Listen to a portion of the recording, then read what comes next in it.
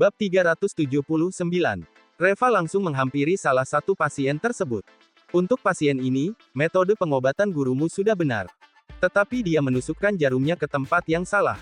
Vincent merasa kesal. Anak muda, aku tahu kau sangat ahli dalam ilmu medis tetapi bukan berarti kau dapat sembarangan bicara. Aku telah mempelajari akupuntur dan moksibusi metode 3 jarum selama lebih dari 50 tahun. Aku bisa salah di lain hal tetapi bagaimana mungkin posisi jarumku bisa salah? Semua orang ikut mengangguk-angguk.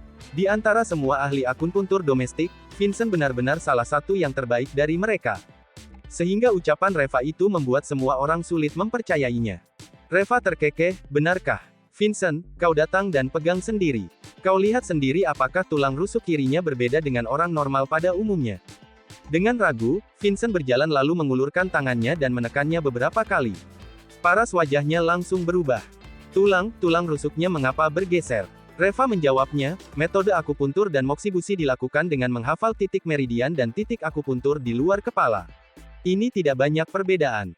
Tetapi tubuh manusia bergerak secara terus-menerus sehingga titik meridian dan titik akupunturnya juga sesekali bergerak.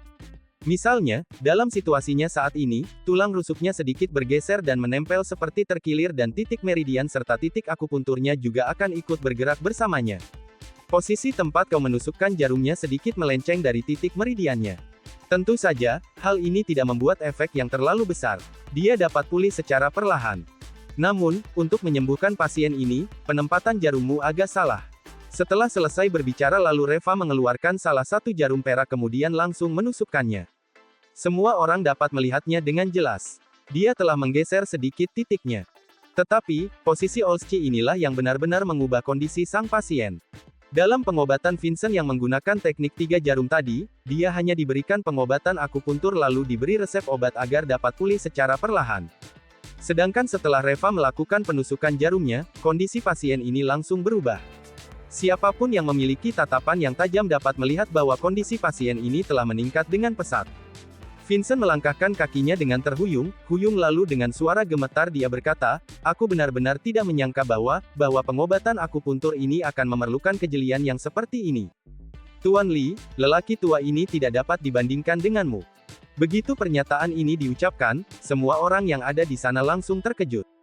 Siapa itu Vincent Gray? Dia bahkan mengakui sendiri bahwa ilmu medisnya tidak sebaik Reva. Itu menunjukkan betapa briliannya ilmu medis Reva ini.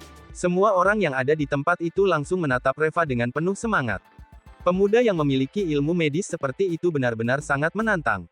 Masa depan dia pasti cemerlang. Raut wajah Reva tampak tenang. Lalu dia berkata, pasien ketiga, tidak ada masalah dengan pengobatanmu. Tetapi aku masih ingin memberitahumu sesuatu. Cara kau menempatkan jarumnya harus menggunakan metode Sanyang Huiding. Dengan menerapkan cara seperti ini hasilnya akan lebih baik.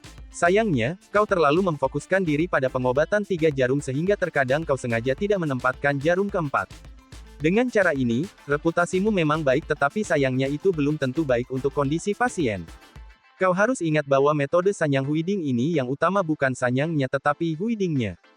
Seorang dokter tugasnya adalah membantu semua pasien dan harus menganggap pasien sebagai tanggung jawab terbesar mereka. Untuk apa kau begitu mempedulikan reputasi yang hanya sebuah nama? Vincent merasa seperti disambar petir.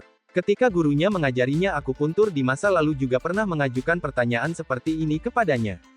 Sebenarnya yang penting itu sanyang atau huiding. Ucapan Reva akhirnya menjawab pertanyaan yang telah memenuhi benaknya selama beberapa dekade. Setelah keheningan yang cukup lama tiba-tiba Vincent membungkuk dan berkata dengan hormat, terima kasih, Tuan Li atas saranmu. Mendengarkan kata-kata Tuan Li jauh lebih baik daripada kerja keras lelaki tua ini selama puluhan tahun. Tuan Li, terimalah hormat dari lelaki tua ini. Setelah berbicara, Vincent langsung berlutut di lantai dan membungkukkan badannya. Semua orang yang ada di sana langsung tercengang. Dia adalah Vincent Gray. Bagaimana mungkin dia bersujud dan berlutut kepada seorang pemuda belia? Sebelum lanjut, jangan lupa like, subscribe, dan tekan tombol loncengnya, oke? Bab 380. Semua hadirin yang ada di lokasi acara ikut tertegun. Dion dan Devi bahkan lebih terkejut lagi. Siapa yang bisa menduga bahwa pemuda yang tampaknya biasa-biasa saja ternyata memiliki ilmu medis yang begitu luar biasa. Bahkan Vincent pun membungkuk kepadanya seperti itu. Orang yang paling senang dan bersemangat di tempat itu tentu saja Dr. Hale. Dia telah mempertaruhkan hidupnya atas nama Reva. Barusan Reva yang tidak kunjung bertindak membuat dia merasa bahwa dia pasti akan mati. Tetapi di luar dugaannya, semuanya malah berkembang hingga menjadi seperti ini.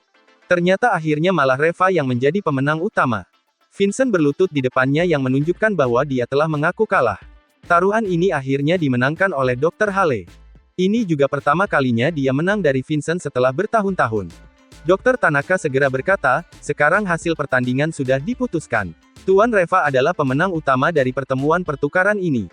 Dari seluruh delegasi provinsi, apakah ada yang keberatan dengan keputusan ini? Semua orang yang berada di bawah panggung menggelengkan kepalanya.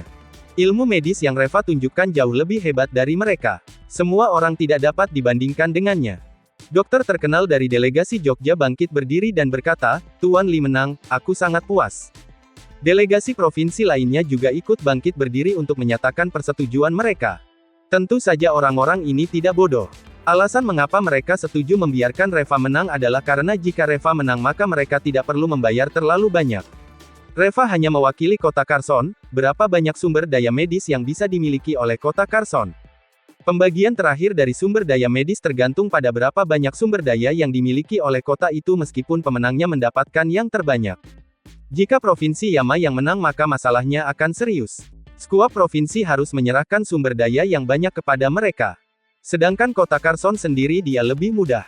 Sumber daya yang diberikan dengan sesuka hati mereka dari provinsi lain pun tidak akan habis digunakan oleh kota Carson. Oleh karena ini, dalam pertemuan pertukaran medis ini, kemenangan kota Carson juga merupakan hasil terbaik bagi provinsi lain. Tentu saja mereka semua menyetujuinya. Dr. Tanaka sangat gembira dengan hasilnya. Reva telah menang dengan kemenangan mutlak dan investasi dari Kenji Sim juga mendapatkan pengembalian yang besar. Pada saat yang sama dia merasa sedikit sedih di hatinya. Akan lebih baik lagi jika Devi bisa lebih dekat dengan Reva. Reva orangnya relatif tenang. Dia berhasil menyembuhkan 2 pasien lain yang tersisa dan sekali lagi menunjukkan kemampuannya. Setelah itu mengenai bagaimana membagi sumber daya bukanlah hal yang perlu dikhawatirkan oleh Reva. Kenji sendiri yang akan menanganinya. Setelah menangani semuanya dengan baik lalu Reva meminta Dr. Hale tetap tinggal untuk menghadapi resikonya.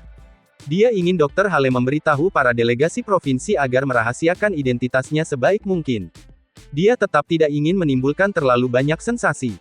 Kemudian Reva memanggil Tiger dan memintanya menyiapkan mobil untuk menjemputnya. Lalu dia berjalan keluar dari lokasi acara sendirian.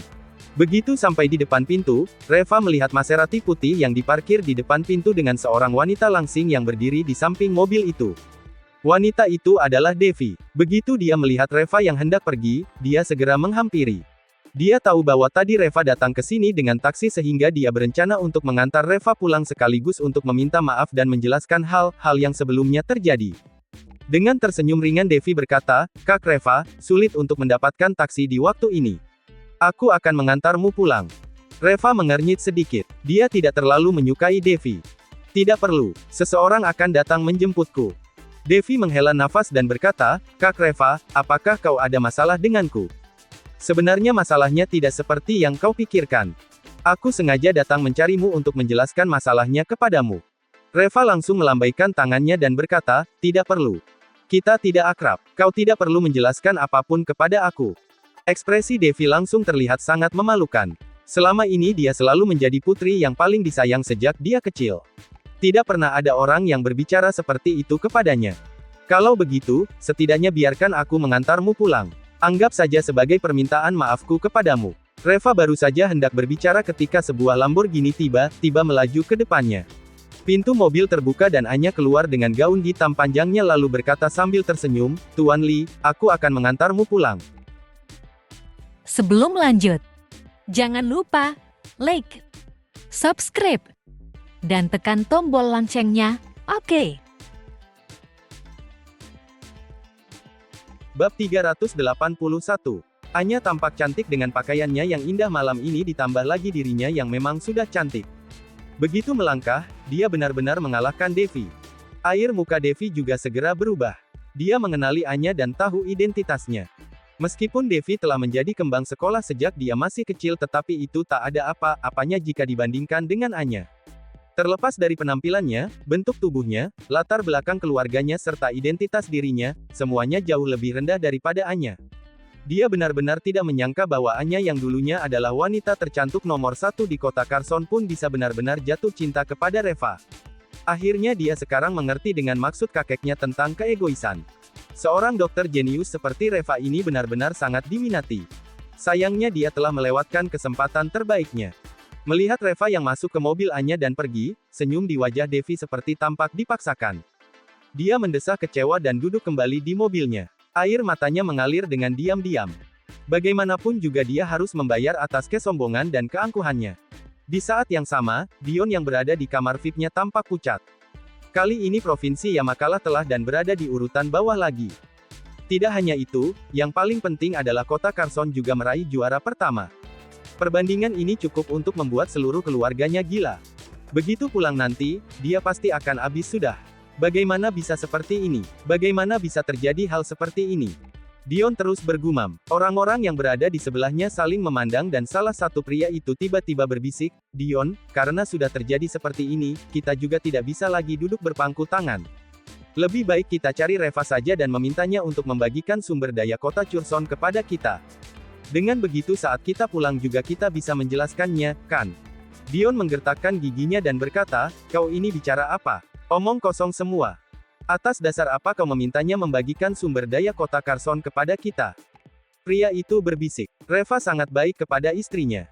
Kalau kita menangkap Nara atau salah satu anggota keluarga Nara, bukankah kita bisa memaksanya untuk melakukannya?" Dion berkata dengan marah, "Mudah bagimu untuk berbicara. Sebelumnya kita juga tidak pernah berhasil menangkap anggota keluarganya, kan? Menurutmu apakah itu mungkin kalau kita sekarang ingin menangkapnya?" "Pria, Tuan Muda Regatta, kita sudah pernah menangkap 2 anggota keluarganya sebelum ini sehingga kita tidak bertarung dengan mereka. Tetapi sekarang kita sama sekali tidak punya jalan keluar lagi jadi mau tidak mau kita harus mencoba cara ini. Jika kau dapat menangkap salah satu anggota keluarganya maka situasinya pasti akan berubah. Kalau kita tetap tidak mau menangkapnya, situasi kita akan semakin serius. Tuan Muda Regatta, apakah kita punya pilihan lain?" Dion mengernyitkan keningnya dan berpikir dengan lama lalu mengangguk perlahan, "Kau benar. Kita benar-benar tidak punya pilihan lain. Baiklah, lakukan saja kalau begitu, kalian." Sebelum dia selesai berbicara tiba-tiba pintu didorong terbuka dan sekelompok anak muda berjalan masuk. Yang berada paling depan adalah Aileen Henderson. Saat melihat Dion, matanya langsung berbinar kemudian dengan penuh semangat dia berlari menghampirinya dan berkata, "Tuan Muda Regatta, merupakan suatu kehormatan bagiku bisa bertemu denganmu." Dion mengernyitkan keningnya dan bertanya, "Siapa kau?" Aileen guru tertawa dan berkata, "Aku sahabat Devi. Kita pernah bertemu di lantai dasar. Waktu itu Devi membawamu naik ke atas. Kami tidak bisa naik ke atas sehingga kami menunggumu di bawah. Ngomong-ngomong di mana Devi? Bukannya dia sedang bersamamu?" Dion tidak bisa menahan dirinya untuk tidak terkejut ternyata dia adalah sahabat Devi. Untuk apa mereka datang ke sini? Nyatanya, Aileen dan yang lainnya tidak tahu apa yang terjadi setelah Devi membawa Dion ke atas. Mereka mengira bahwa Devi dan Dion sedang mengobrol dengan seru. Jadi, setelah acara pertemuan pertukaran ini selesai lalu mereka menggunakan kesempatan ini untuk menyelinap. Dikatakan bahwa dia ingin mencari Devi tetapi sebenarnya Aileen hanya ingin bertemu dengan Dion dan dapat tetap berhubungan dengan ahli waris dari 10 keluarga terpandang di Provinsi Yama. Sedangkan mengenai apa yang terjadi pada acara pertemuan pertukaran itu mereka sama sekali tidak tahu.